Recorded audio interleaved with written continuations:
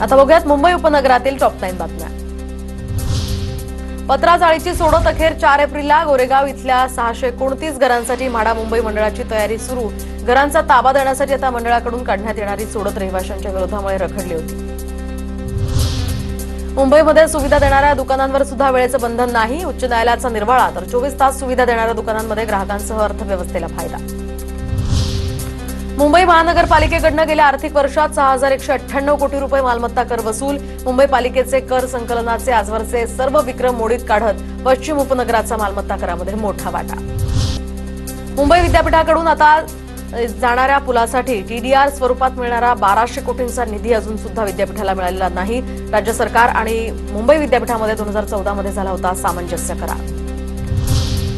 पश्चिम रेल्वेवरील लांब पल्ल्यांच्या गाड्या 95% वक्तशीर। 2024 ते 25 मध्ये पश्चिम रेल्वे मार्गावर 140 उड्डाण पूल बांधण्यात आले। प्रशासनाकडून गाड्यांच्या वेग मर्यादा सुद्धा रद्द। पश्चिम रेल्वेकडून मागील 5 वर्षात मुंबई विभागातील 105 लेव्हल क्रॉसिंग बंद। त्यामुळे आता रूळ ओलांडताना होणाऱ्या अपघातांचं प्रमाण कमी। मुंबईकरांचा बेस्ट प्रवास आणखी चांगला करण्याच्या दिशेनं पाऊल। बेस्टच्या ताफ्यामध्ये 140 वातानुकूलित बसेस दाखल होणार।